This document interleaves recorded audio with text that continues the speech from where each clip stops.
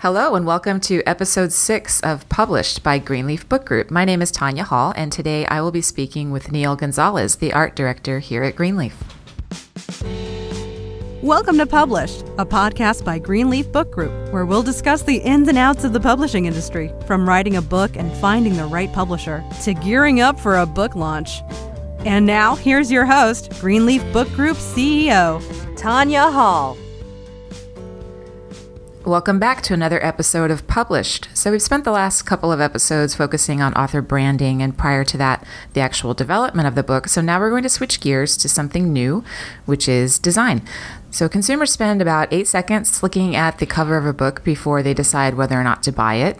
And that's an even smaller number if they're browsing online. So of course, it's imperative to have a really good cover design to get them to pick up the book and then hopefully turn it over and learn a little bit more about it.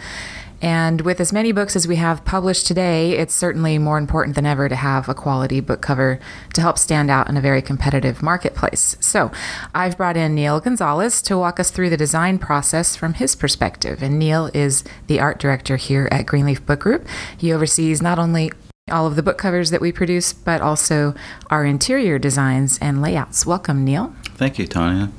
So tell us a little bit about your background here at Greenleaf and what you do for us. Sure. I've started back in 2006, so I've been here a little over 10 years now. I was hired as a junior designer, and at that time we had roughly 3 designers in-house, including myself, so we're a lot smaller, and it's nice to see the growth that Greenleaf has been a part of and kind of think that you helped contribute to that growth. Certainly. And over the years, I got really familiar with the whole book designing process. I always had an interest in design, obviously. I went to school, graduated from Texas State University with a major in graphic design, and luckily I was able to land the job here, and I was able to really discover my love and passion for books, and now I consider that my favorite type of design. I do like all types of design, and I do it when I can, but really I've honed in on the book design itself and just really love it. So over those 10 years, I've learned a lot, and eventually I've went from junior designer to regular designer to senior designer, and now art director. So I'm in charge of all the other designers that we have here, which we have about 3 other in-house designers, and we use a couple freelancers regularly. So it's fun to work and collaborate with all the other designers and kind of have a hand in their design and try to help make it stronger and be the best it can. And for those of you who aren't as familiar with Greenleaf, Neil's being very humble because I've told him and the rest of the team many times when I'm out and about talking to industry people, one of the first things they say when they hear I'm from Greenleaf is, "Oh my gosh, you guys have the most amazing design." So we're known for our designs. I'll say that if you won't. And you've been a huge part of that. So it's extra awesome to have you today. Thank you. Yeah, despite what your mother said about not judging a book by its cover, you kind of have to. And everyone does. Yeah, your mother was wrong.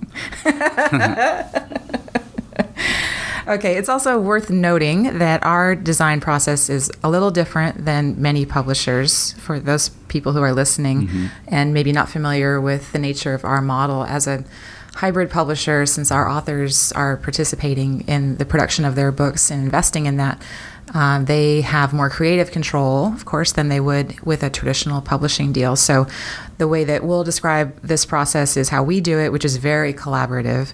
And so it might have a few extra twists and turns that maybe an author in a traditional model wouldn't be experiencing, but still good for them to know, of course, so that they can understand the process itself and how to best work with a designer. So that being said, what are the key pieces of information that you need from an author when you are assigned a new cover to design, and how do you get started in that process? Yeah, every designer's process is a little different. Although it does follow a basic kind of skeleton, but everyone kind of does it their own way. For me particularly, I need the manuscript, obviously, the book title, those crucial elements, subtitle, author name, how it's going to be spelled on the cover. Those are the key components. And then usually I start by familiarizing myself with the manuscript, reading it.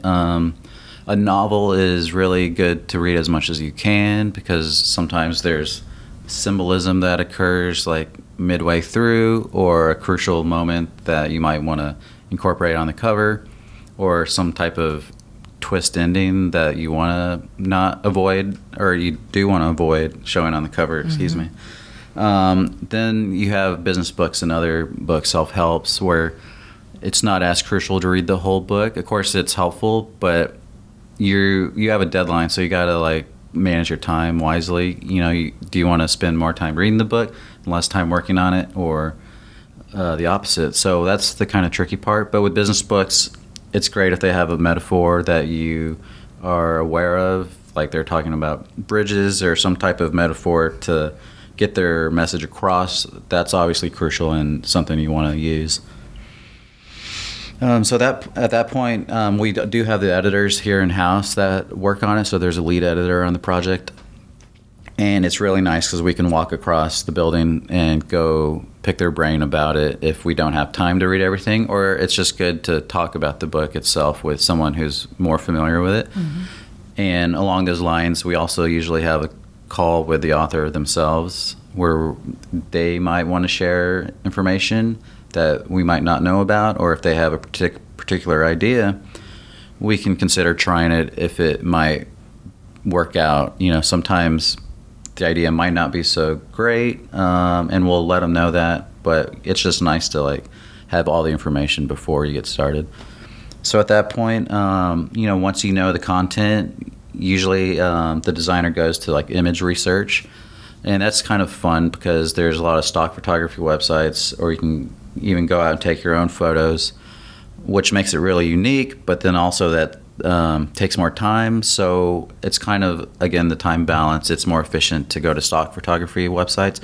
But with that, I like to encourage using photos and images that haven't been downloaded a lot, so they're still fresh. And really, I don't even like just buying an image and plopping it down on the cover, because anybody can do that. So I encourage kind of mixing images into one, creating a unique image, and that's a neat thing I think that we're able to do. You know, you can buy 3 or 4 different stock images and create something different. Or if you do have to use one photo, change the color, edit it a little bit so it's unique. I think that's a thing that like most amateur designers might not be aware of. You know, they just buy an image and put it on the cover, but there's nothing really unique about it. So it's nice to like, you know, edit it and make it more unique. So you're saying don't put a guy in a suit climbing a ladder? Well, there are cliches, and we definitely try to avoid them. But I do believe jumping out of a bowl. Oh yeah, that one's been done a lot. But if you can make it different or even better than it's been done before, I'm open to like a cliche idea. So you can take a ladder as long as you can make it interesting and make it different than what's been done before. You know, I think Goldfish climbing a ladder. There you go. In a suit. In a suit, yes.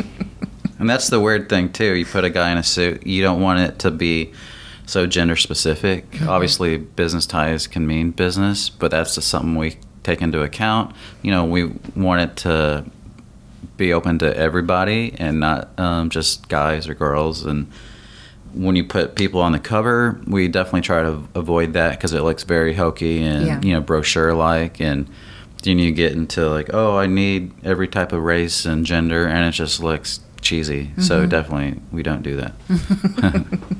Well, you mentioned that you have a call with the author, and there's some information that you're trying to pull out of them. So if we kind of flip the coin and try to help our authors prepare for that call, what do you want them to think about in advance of that call, and what type of research should they be doing? What sort of questions are you going to ask them? Sure. I usually ask if they have a specific idea in mind, because sometimes if we don't know that and they tell us after the fact, then we've wasted a round. If they are really like hung up on this idea and wanted to see it, well, it'd be nice to know that beforehand, before you spend a week or two making these cover comps, as we call them. You know, and it's nice to know a little personal style about it, but that's also a tricky subject because you don't want to make it overly personal to them where it just appeals to them, even though they might think their taste will appeal to everybody. You know, we look at it from an objective standpoint, that what is going to be a good face of this book and how it can be marketed. Like, we're not looking to specifically cater to your taste, but cater to the public's taste, you know, and what makes this look professional. And I would think that's probably one of the more difficult parts of your job is and I don't mean to put words in your mouth, but trying to convey to an author that their personal taste and preference may not be representative of their audiences. Exactly. And even going beyond that, it might not even be, you know, the design aesthetic that's appealing to an audience. It's really about persuasion and conveying a message that makes them want to pick it up. Yeah, we've learned that over the course of time. We used to ask, or not specifically, but they'd tell us, oh, my favorite color is purple, and can I have that incorporated? But, you know, by forcing that into a design, it can hinder the overall design itself and just might not look good. So, yeah, we can add purple, but it might not be the best for the overall book and for the book's performance in the marketplace. Not saying purple books don't sell or anything. Seth Godin wouldn't like that. But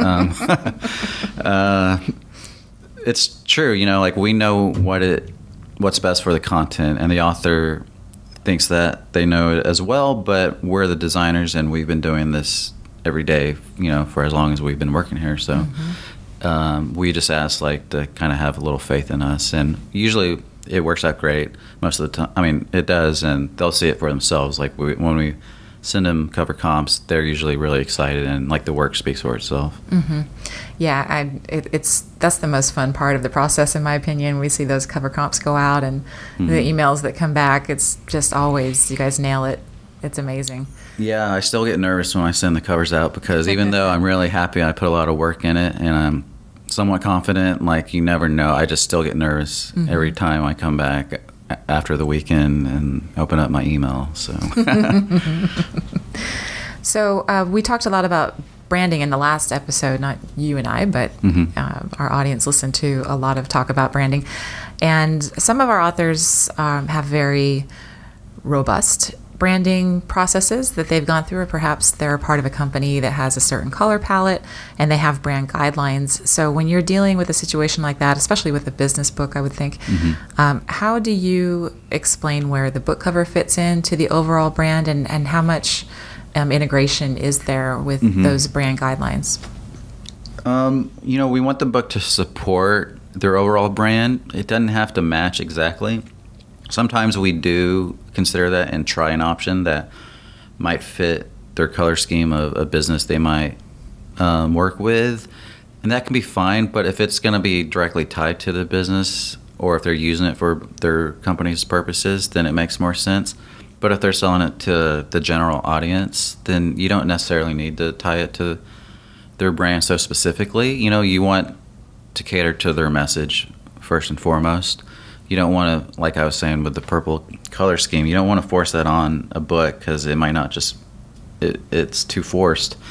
But sometimes they have websites and a bigger branding for, like, the author themselves as either a speaker or a personality. And, you know, we take that into consideration. We don't want, like, the designs to clash against each other. So it's nice to know that information if they have these assets on the side, but so you want them to work together, but they don't necessarily have to match exactly. Okay. So regarding an actual quote-unquote successful book cover, successful is subjective, but I remember when I started working in publishing, which is now 13 years ago, it's a long time, certain covers would come in, and the design team would look at them and for distribution purposes for us to review, and the design team would look at them and just say, oh, they're terrible. And I remember just thinking, what, they all kind of look the same to me. I just didn't have an eye for it, which I have developed over time. But I think that's one of the harder parts for people, probably authors who are trying to give feedback on a cover, and certainly people like me who are not designers and have trouble speaking in those kind of visual terms. So if you had to take a stab at it and describe what makes one cover better than another, What are some of those elements that really make a strong book cover design? Sure. And you spoke about not being able to differentiate, and that's kind of the fine line between it. You want a book to fit into the genre, but also stand out. So a lot of business books are clean and to the point. There's not a lot of texture and color because most business people just want to read the content, get to the point. So they don't really need to be sold on over designed stuff. Although there are exceptions in books, and it can really like make it look cool and nice, but it might not be completely necessary. So there's that balance. But that's the interesting thing. Like, art is subjective, but in the marketplace, there's the objectiveness also. If you have that message you want to convey, you want to kind of show that or have some, and it kind of depends. So a novel, you might want to have more intrigue, where there's like, oh, what is this? You don't want to tell the whole story. You don't want to put every scene depicted on the cover. There's like, because it can just get cluttered. There are busy designs that work, but you don't need to tell the whole story on the cover. That's what the words do on the inside. So like with novels, you just want that kind of something that like will pull the reader in and want to like read more about it. Whereas a business book is more straightforward. A nice type is important because there's not a lot of photography and images, although there can be. There's like straight type treatments, as we call them, where there's no images. And those work just fine.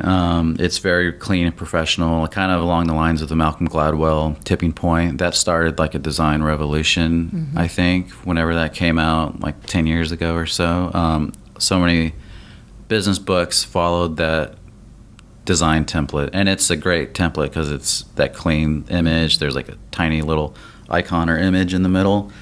But it looks professional.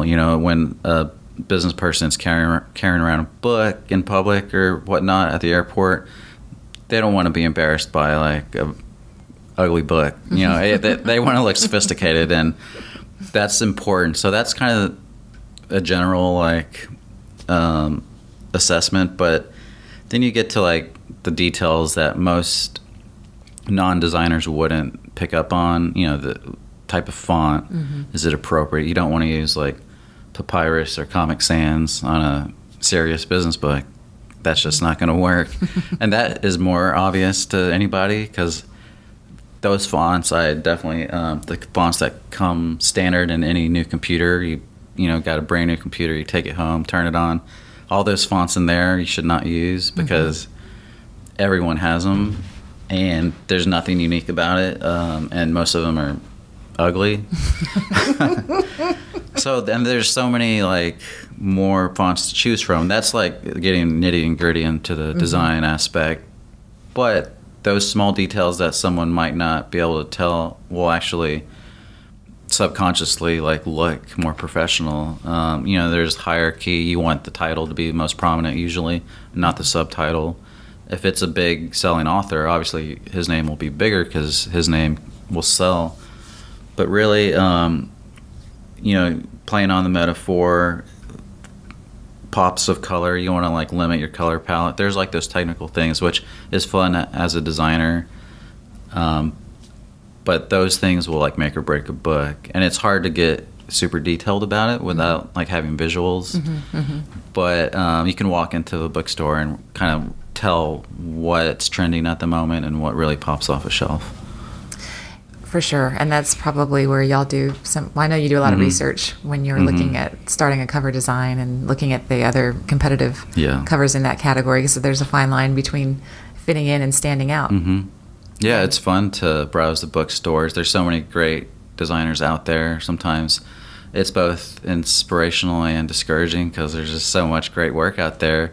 But at the same time, there's so much bad work out there that I try not to stare too hard at because I don't want it to influence me. You don't want to corrupt your design vision. I glance at it and I know. And that's the thing. Like, you can just glance at a design and... It might be infectious. No, it is. That's how I feel a little bit.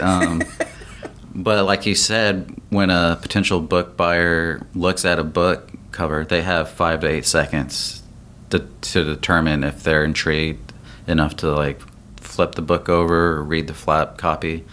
So really, like, that design is going to be the first introduction point to a potential sell of the book. And that's a lot of pressure on a designer. I always like felt guilty if I designed a book and it didn't sell, but that's not necessarily the case, because there's been plenty of ugly covers that sell millions of books. So it's really weird how it happens. Maybe their content's strong enough, and like it's more about the content. But I kind of, as a designer, it's my job to look at it as a package and make it as good as it can be visually. And certainly there are lots of beautiful books that didn't sell. Exactly, and like you said, it's all part of the bigger package, and and a whole host of things that contribute. But we want to control what we can control to the best of our ability. So that's why we have such a strong design team. So earlier you mentioned a no-no in terms of we don't put people on our covers for the most part. I'm sure there's always exceptions. So what are some of the other signs of to turn this conversation around a little bit, what are the signs of a poorly designed book? I know there are certain things that when they come into our office, we just go, oh, it's so self-published. Yeah, and I hate being overly critical, because I know people put time and effort, and, you know, like, they might think it's good, and I hate just having that, like, just to be negative and rude, but it's kind of what we have to do, because we can't sell a self-published book. But you mentioned the people.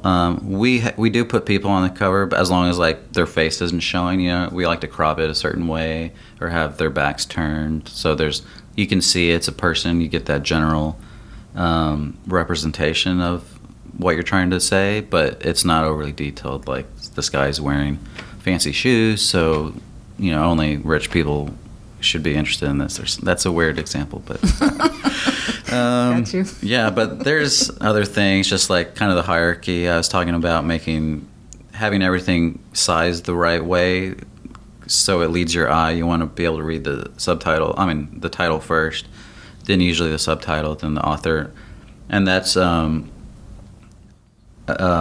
conjunction with, you know, an image if you're using it. So like if you have a photo or an illustration, you kind of want it to be balanced. But as far as bad examples, it's just stuff that's not genre appropriate. You know, you don't want like a skull on a self-help book. That's an extreme example. I don't think I've seen it, but obviously, you know, it's self-help's a certain genre. It's like you want it to be positive, uplifting. So, and that's also a point I should make. Like, everyone can be a designer at this point. You know, the software is so readily available. Anybody can do it, and it's fun, and I encourage to try it.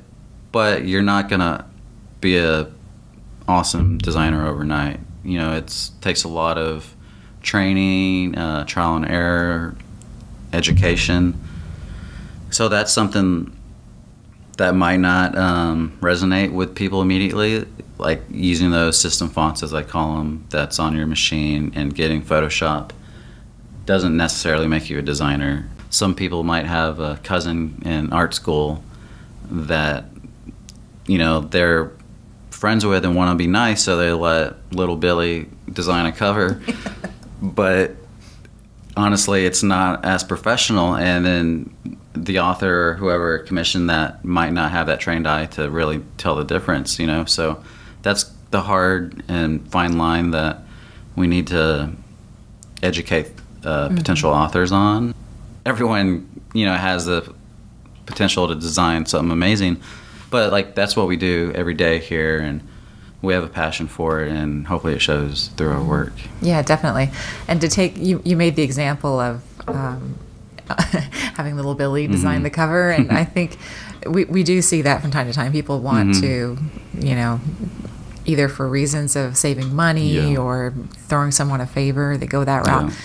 And that's maybe an extreme example, because I think what we see even more often is they'll say, well, I have access to a designer, or my company has designers, but they're not book designers. Exactly. And so that's a distinction that's important too, because all design is not created equal, and there are different sort of specializations within design. So y'all not only are excellent designers overall, but you are extreme specialists in the art of creating a book cover design.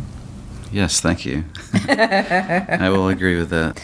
So when it comes to feedback, again, our process is a little bit different here at Greenleaf. We have distribution handled in-house, so the folks who are actually selling it to the retail accounts take a look at the covers before they even go to our authors, and that is so that when we present them to the author, we can say we would be comfortable and confident selling any of these covers.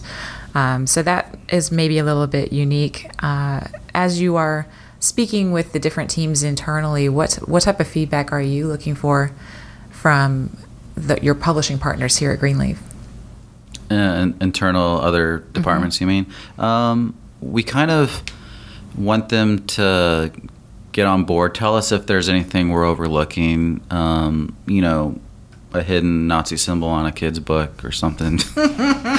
We don't, like, just those obvious things that we're not seeing because we've been staring at it every day for a week. But at the same time, as the designer working with me, the art director, we spend so much time and effort poring over those details and making it as good as it can be. So when we're finally ready to route them internally, we are confident there shouldn't be any pushback. And we just really, we hope there's just a general, like, awesome, looks great, because that just, like, boosts our confidence even more, because it's pretty disheartening when we spend a lot of effort and to have it overly criticized. If it's a just comment, we definitely take it into consideration. But for the most part, like, it's pretty good to go, because as the designer, like, we know the genre, we know everything about it, so we're pretty confident that it's gonna look great. So we just, it's nice to have that go ahead from the other departments, and then at that point, we'll send them to the author for their review. And I think it doesn't happen as much anymore, but once upon a time, there were certain buyers at the retail level who we knew just from our experience in pitching them had preferences from a design standpoint. There was a classic example of Borders, when it was still around, had a children's book buyer who hated white covers. And we knew that, so there was always the sensitivity when designing something that buyer would be ultimately making a decision on.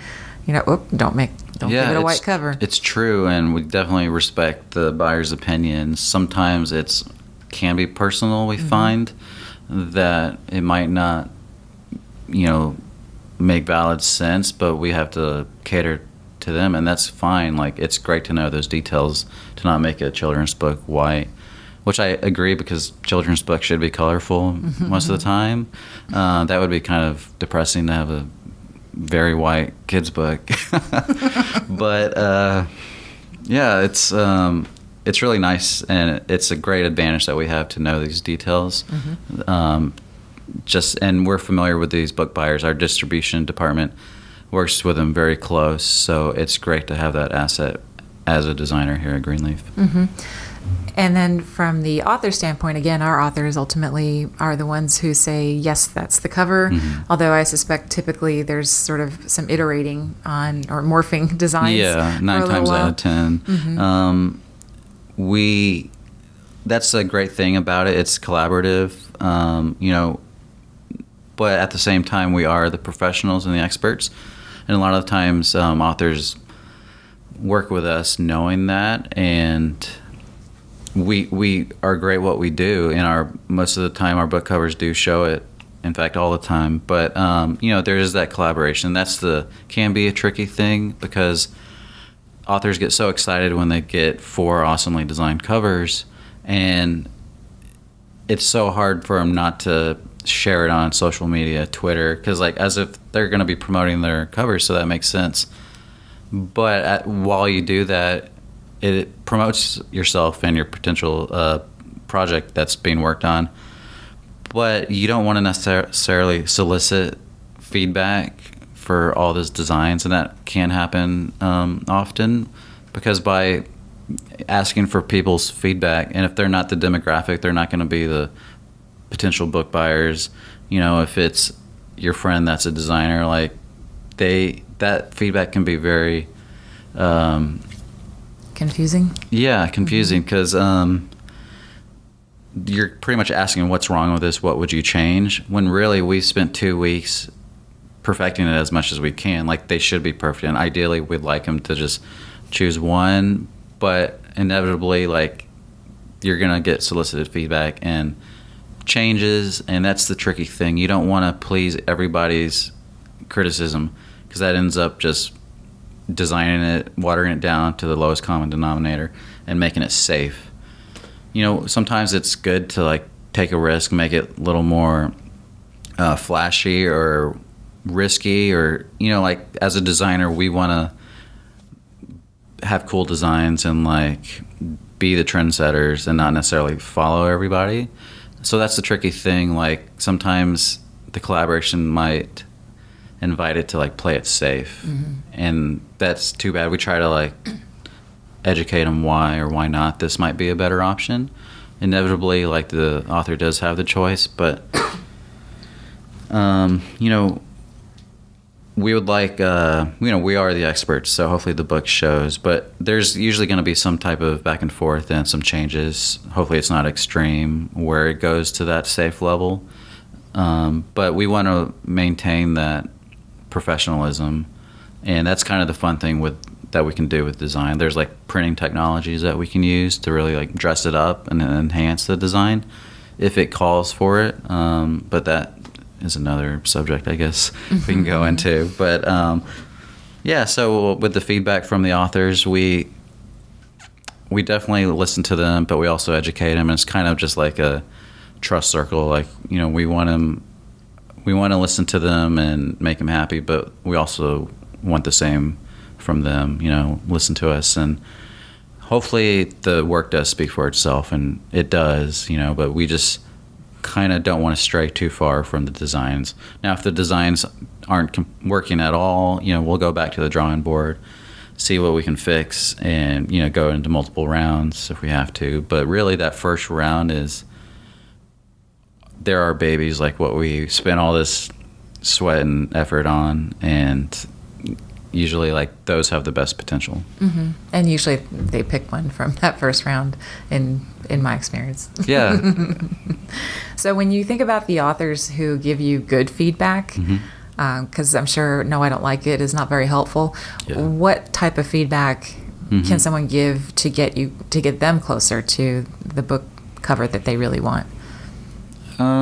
If there's some obvious element that we're just not including, like, as if they had an idea, like I mentioned before, like they just withheld this information from us, like, that's why we need to know it, because if they're stuck on showing this particular image or something, then we can incorporate that and make it awesome. So if we didn't include that, we need to know about it. If they don't like something, that's the kind of weird thing where it gets too personal for their taste, because we know what fonts to use, what fonts work well for business books, and we incorporate all those elements. So that's the kind of tricky thing. We don't want to over-personalize it to their taste. We want to educate them and let them know why these are a perfect fit for the book. And yes, their name is on it and they want to be proud of it, but that's the tricky thing where, like, would you rather have more sales and get your name out there, more credibility, and have that potential success, or have a book you love because it's like caters to your taste, but it's not going to sell? So, but we can't force them because we can't predict how it's going to sell. So that's the thing. We can't force them to go with this particular design because, you know, it might not sell as well, and we don't want it to like look bad because we forced them to design it. It's weird. It's a fun collaborative effort. We just got a little dark there, but no, I understand what you're saying. There is a collaboration there, and ultimately it's a media product. So, as we mentioned earlier, really our job is to help sort of tighten up the things that we can control and create the best product possible. Yeah, exactly. Yeah. Awesome. Well, Neil, thank you so much for joining us today. Learned a lot about cover design. Appreciate you taking the time. And as always, we have notes from today's show along with some additional resources on our website. Just go to www.greenleafbookgroup.com/episode 6. It's a numeric 6.